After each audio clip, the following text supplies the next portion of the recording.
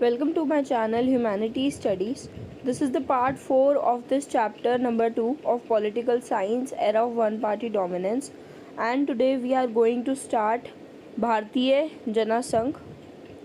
So the Bharatiya Jana Sangh was formed in 1951 with Shyama Prasad Mukherjee as a founder president. अब इसकी जो lineage है वो हम कैसे ट्रेस करते हैं कि राष्ट्रीय स्वयंसेवक संघ और हिंदू महासभा जो पार्टीज़ थी ये भी उसी दौरान बनाई गई थी। अब भारतीय जन संघ की जो एक डिफरेंट आइडियोलॉजी थी, यानी कि एक डिफरेंट विचारधारा थी बाकी पार्टियों से।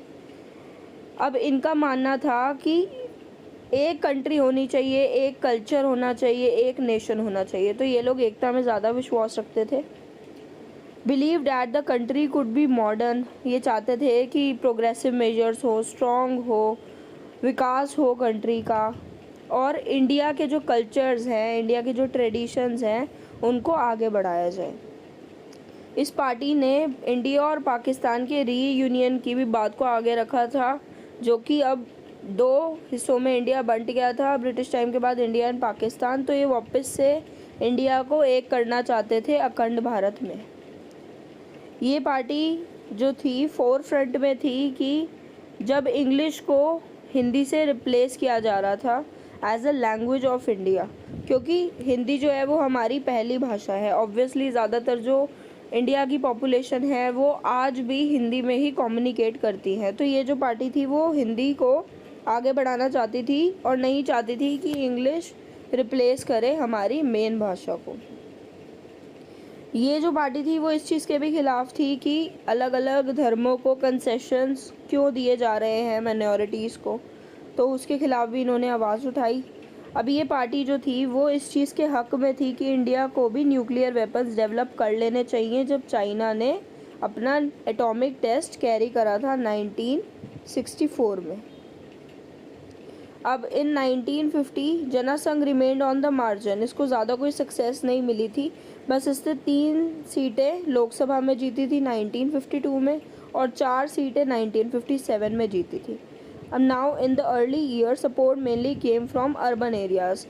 भारतीय जन संघ को जो मेनली सपोर्ट मिला था वो अर्बन एरियाज़ से मिला था, जो हिंदी स्पीकिंग एरियाज़ थे। मतलब अब ये हिंदी के लिए लड़ रहे थे ना कि इंग्लिश रिप्लेस करे थी हिंदी को, तो मेनली इनको उन लोगों ने सपोर्ट करा जो हिंदी एरिया से बिलोंग करते थे और हिंदी लैंग्वेज को प्रेफरेंस मानते थे। और नाउ दीज पार्टीज लीडर्स जो मेन हैं इनके वो हैं श्यामा प्रसाद मुखर्जी, दीनदयाल उपाध्याय और बलराज मडो।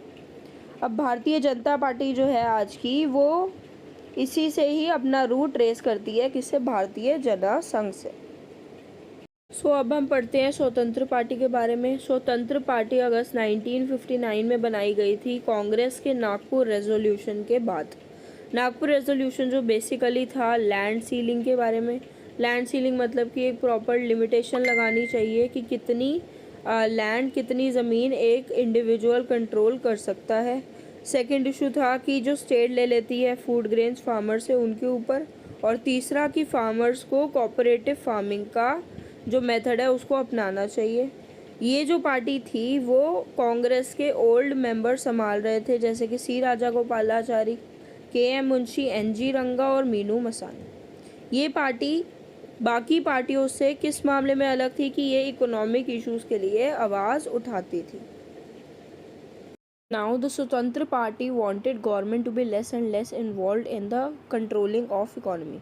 अब जो स्वतंत्र पार्टी थी वो चाहती थी कि गवर्नमेंट जो है कम से कम अपनी इन्वॉल्वमेंट रखे इकोनॉमी के मैटर्स में।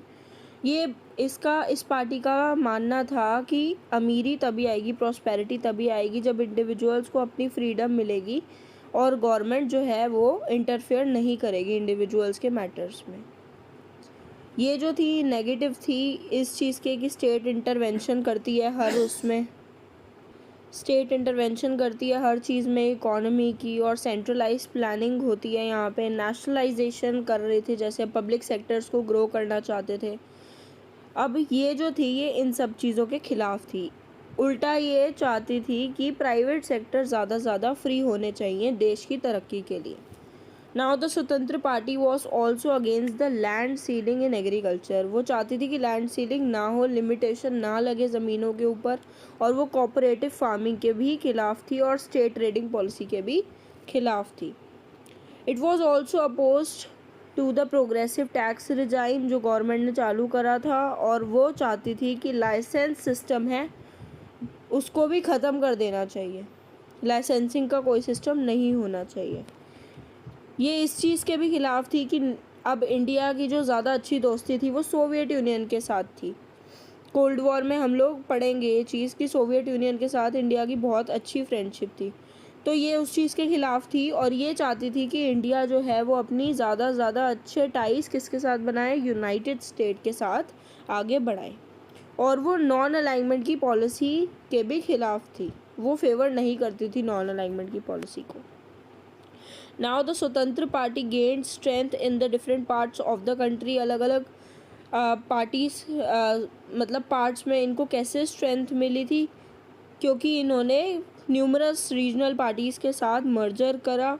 और बेसिकली इस पार्टी का साथ कौन दे रहे थे, वो लोग जो कि लैंड सीलिंग के ख़िलाफ़ थे और नेशनलाइजेशन के ख़िलाफ़ थे, लाइसेंसिंग पॉलिसी के ख़िलाफ़ थे। जो लोग जो चाहते थे कि ये सब कुछ ना हो, नेशनलाइजेशन ना हो और गवर्नमेंट की इंटरवेंशन ना हो, उन लोगों ने स्वतंत्र पार्टी का साथ दिया।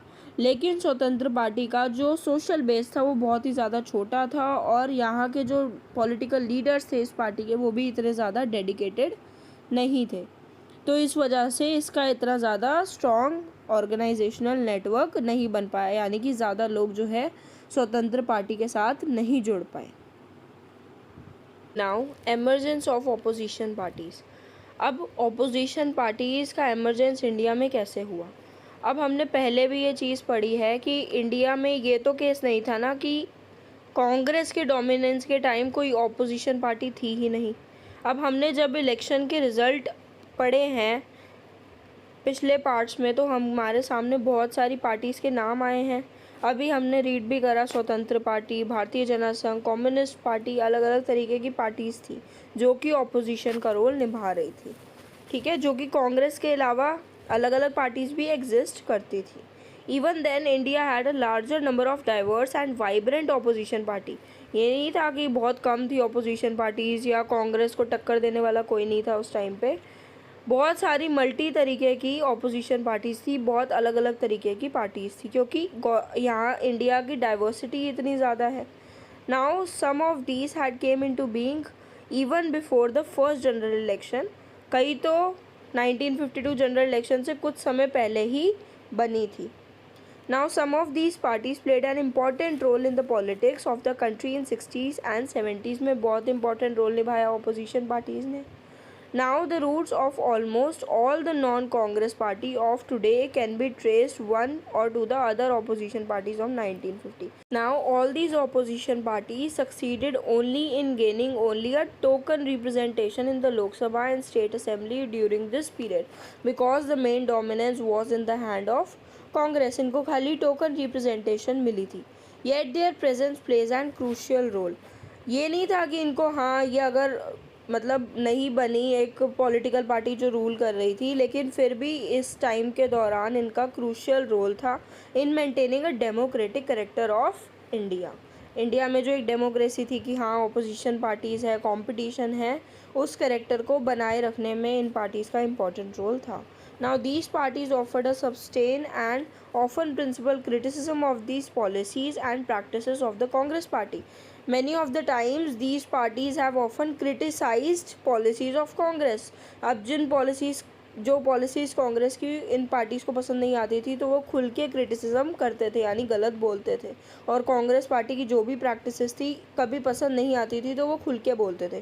तो इस वजह से इन ऑपोजिशन पार्टीज़ ने क्रूशियल रोल निभाया। Now this kept the ruling party under checked and they often balance of power within the Congress। कि मतलब एक कांग्रेस पे भी एक चेक बना रहा कि हमको ढंग से काम करना है, नहीं तो ऑपोजिशन पार्टीज़ हमारे अगेंस्ट बोलेंगी। हमेशा ये नहीं है कि उनके फेवर में ही जाएगा, और एक बैलेंस ऑफ पावर बना रहा। अब कांग्रेस के पास अगर सिर्फ ऑपोजिशन पार्टीज़ कोई एग्जिस्ट ही ना करती तो फिर तो कांग्रेस जो मर्जी चाहे करती ना। तो बेसिकली ऑपोजिशन पार्टीज़ का भी बहुत क्रूशियल रोल था इस टाइम पे। Now by keeping democratic politic alternative alive, democracy policies जो थी पॉलिटिक्स इन्होंने अराइव करके रखी। जिंदा बना के रखी डेमोक्रेटिक पॉलिटिक्स को, सेव करके रखा इन्होंने डेमोक्रेसी को इंडिया में। And these parties prevented the resentment with in the system from a turning anti democratic. मतलब इसने जो था इंडिया के सिस्टम को एंटी डेमोक्रेटिक नहीं बनने दिया। Now these party also groom the leaders who were played a crucial role in shaping of our country. मतलब कि इन्हीं पार्टी से बहुत ज़्यादा इंपॉर्टेंट लीडर्स निकले जिन्होंने इंडिया को शेप करने में बहुत इंपॉर्टेंट रोल, क्रूशियल रोल निभाया था उन ईयर्स में। Now in this years there was a lot of mutual respect.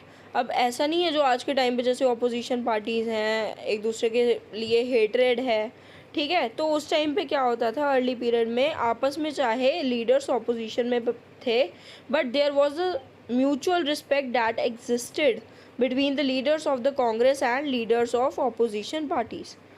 Now the interim government that ruled the country after the declaration of independence and the first general election included opposition leaders like Dr. Ambedkar, Shama Prasad Mukherjee in the cabinet.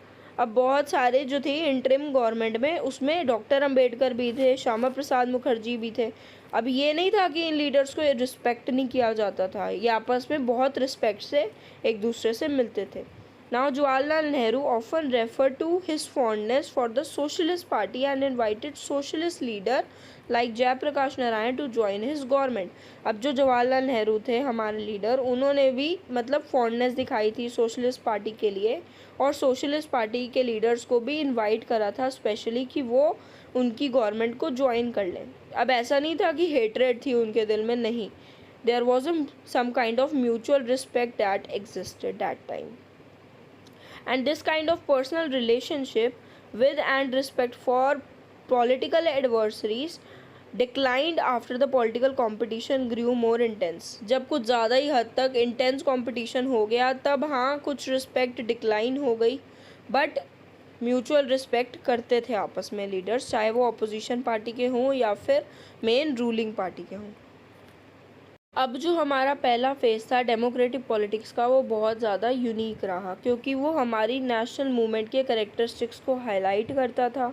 और कांग्रेस ने भी इस period के दौरान जो है अलग अलग सेक्शंस को, अलग अलग ग्रुप्स को, अलग अलग इंटरेस्ट के लोगों को जो कि ब्रॉड सोशल और आइडियोलॉजिकल विचारधारा कोलिजन से बिलोंग करते थे, उनको अपने अंडर इंक्लूड किया था। And the key role of the Congress in the freedom struggle thus gave a head start over others. मतलब कांग्रेस पार्टी जो थी उसने एक हेड स्टार्ट दिया, एक शुरुआत दी थी इंडियन पॉलिटिक्स को। As the ability of the Congress accommodates all interest. अभी हमने पिछले पार्ट में पढ़ा था कि कैसे आइडियोलॉजी का कोलिशन था, तो टाइम टू टाइम जो कांग्रेस में अलग अलग इंटरेस्ट के लोग थे, अलग अलग इच्छाएं रखने वाली पॉलिटिकल पार्टीज़ थी। और धीरे धीरे हम लोग ये देखेंगे कि कांग्रेस का जो डोमिनेंस का एरा था वो कैसे डिक्लाइन हुआ और बाकी पॉलिटिकल पार्टीज़ ने कैसे मतलब वो ग्रो करना स्टार्ट हुई और उनको कैसे सिग्निफिकेंस मिली। अब जो कांग्रेस की डोमिनेंस है वो खाली एक फेस को ही इंक्लूड करती है हमारी इंडिया की पॉलिटिक्स को, अभी बाकी फेसेस रहते हैं जो हम आगे आने वाले चैप्टर्स में पढ़ेंगे। सो इसी के साथ हमारा सेकंड चैप्टर पॉलिटिकल साइंस का कंप्लीट हो गया है। अगर आपको ये वीडियो पसंद आई हो तो please like, share and subscribe and thank you for watching.